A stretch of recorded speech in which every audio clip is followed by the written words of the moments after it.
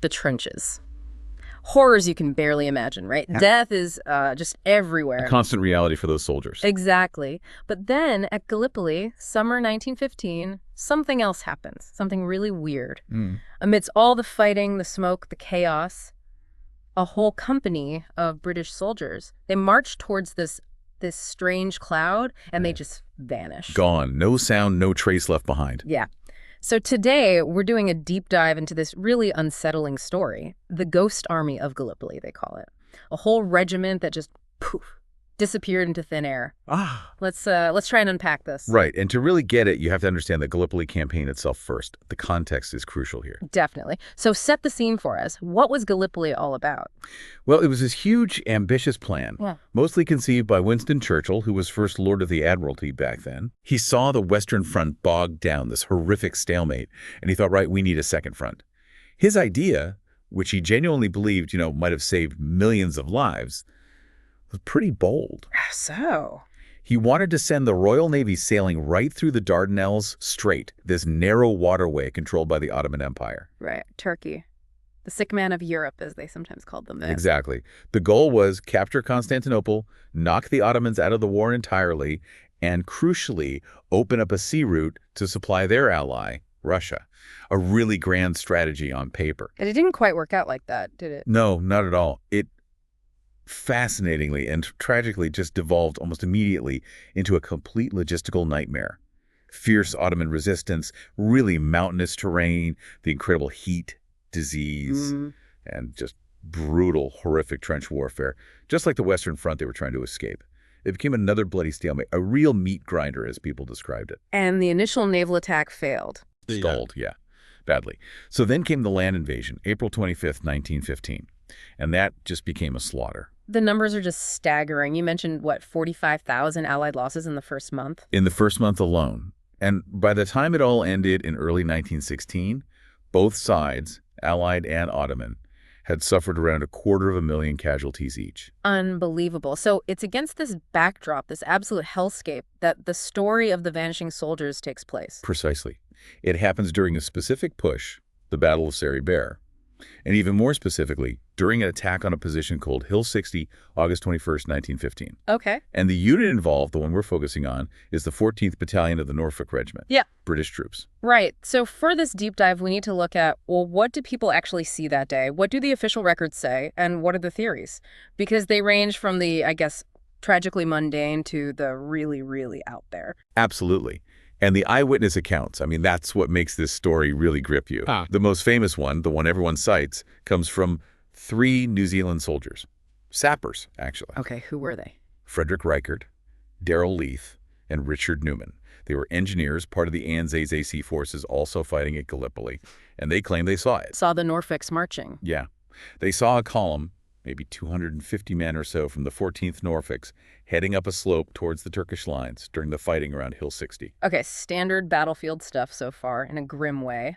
But then the cloud comes in. Right. This is where it gets truly bizarre.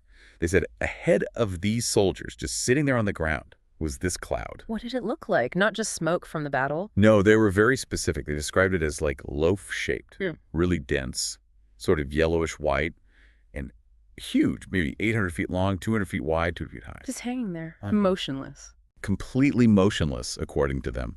And this is key. They said the sky around it was clear blue. There were maybe some other normal high-altitude clouds, but this thing on the ground was totally separate, totally distinct. Wow, okay.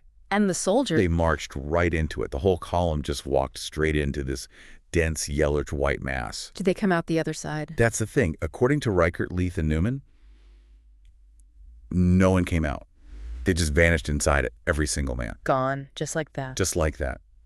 And then, they said, the cloud itself, after maybe an hour or so, slowly lifted off the ground, completely intact. Lifted? Yeah, rose up and then just gently drifted away to the north against a prevailing breeze, apparently, and joined other clouds high up or just disappeared, never seen again. That's a startling image. Not chaotic, you said, but like a deliberate march into nothingness. It's really unnerving, isn't it? It absolutely is. A very clear, very strange sequence of events reported by multiple witnesses. Okay, so we have this incredibly vivid, frankly baffling eyewitness account from the New Zealanders.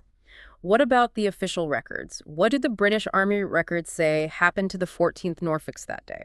Well, this is where the mystery really takes hold. The official records do confirm the 14th Norfolk Regiment suffered absolutely catastrophic losses around that time, particularly during the August fighting. Hundreds were listed as killed in action or missing in action, standard, tragically, for Gallipoli. Right, horrific losses were common. But does anything in the official British files mention a weird cloud or men marching into it and disappearing? No. That's the key divergence. There's no official British military report from the time that corroborates the New Zealanders' specific story about the cloud and the vanishing act within it. The records show the unit was heavily engaged, took massive casualties, many men were lost, their bodies never recovered, but nothing about how those specific men seen by the Kiwis disappeared, certainly not involving a cloud. So the official story is one of brutal combat losses, missing men, the chaos of war, basically, which tragically makes sense for Gallipoli. Exactly. The official picture is one of attrition and confusion. But then how do historians deal with that gap? You've got these very specific, dramatic eyewitness reports on one hand, and then official silence on that specific, bizarre event on the other. That's the million-dollar question, isn't it? Yeah. It forces us to ask, okay, what do we make of the Ghost Army story if the official accounts don't mention the strangest part? Yeah. And as you said, the theories branch off dramatically here. The most widely accepted conventional explanation usually falls under the umbrella of the fog of war. Meaning the sheer chaos, terror, and confusion of that battlefield. Imagine it. Constant shelling, machine gun fire, dust, smoke from explosions and burning scrub, the screams. Visibility would have been terrible in places. Right, absolute pandemonium. In that kind of environment, misinterpretations happen. Easily. Maybe the New Zealanders saw the Norfolks advance into a thick cloud of ordinary battle smoke or dust kicked up by shelling. Okay, that sounds plausible. Or perhaps the Norfolks were wiped out very suddenly right after entering that area, maybe by machine guns hidden nearby, or intense artillery fire and the smoke just obscured it. The bodies might have been unrecoverable, or perhaps quickly buried by the Ottomans. Recovering the dead, even identifying units accurately in that mess, was incredibly difficult. Yeah, you can imagine just utter confusion reigning. So, given that chaos, how much weight can we really put on one specific, very strange eyewitness account, even from 3 people? That's a fair challenge. Eyewitness testimony, especially under extreme stress like combat, can be unreliable. Memory plays tricks. And what about other possibilities? Could they have been, say, surrounded and captured, maybe taken prisoner and died later, unrecorded? That's another strong possibility historians consider. They might have been outflanked, cut off, and forced to surrender, or potentially killed after capture, which sadly did happen sometimes, though wasn't official policy on either side. Do Turkish records mention anything? Capturing a large group of Norfolks under weird circumstances? Not specifically relating to a cloud or this particular vanishing event, no. There's no Ottoman record that matches the New Zealanders' account of a mass disappearance into a cloud. They certainly captured many British soldiers during the campaign, but nothing quite lines up with this specific narrative. So capture is possible, but no confirmation from the other side either. Exactly. And that's what makes the New Zealanders' account, despite the fog of war arguments, kind of persistently intriguing.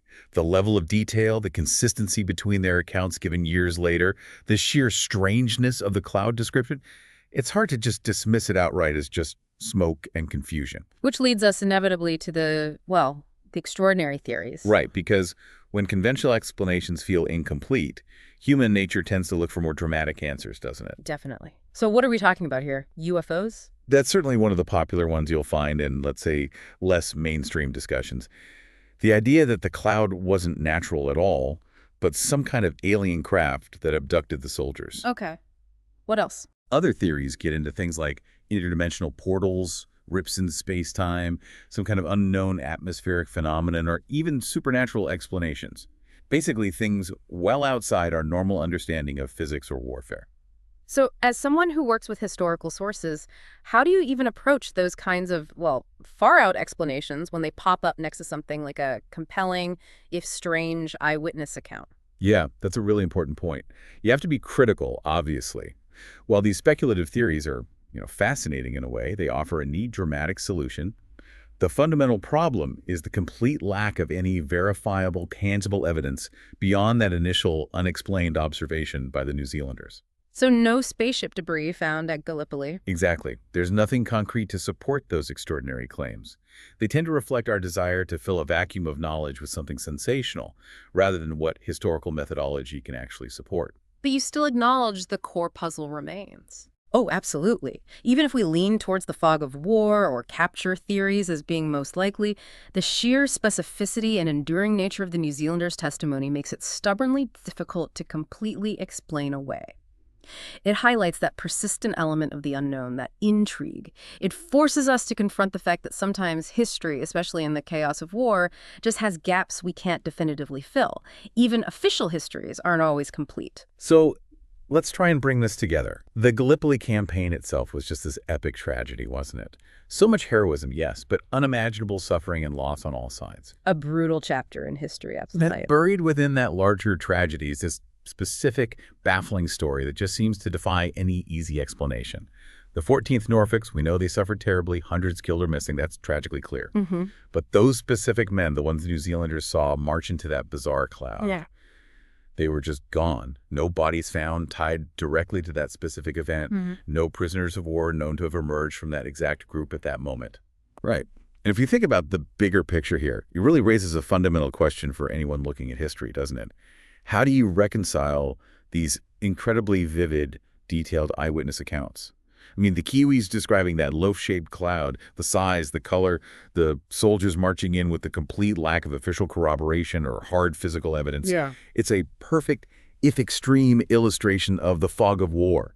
How easily truth gets obscured, how misinterpretations can happen in that kind of hell. But it also underlines the power of testimony that, for whatever reason, feels too specific, too consistent to just wave away entirely. It remains difficult to dismiss.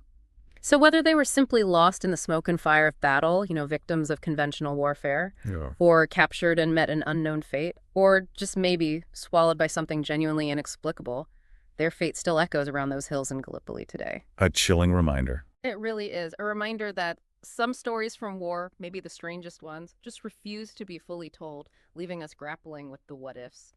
So turning it over to you listening, what do you make of the Ghost Army of...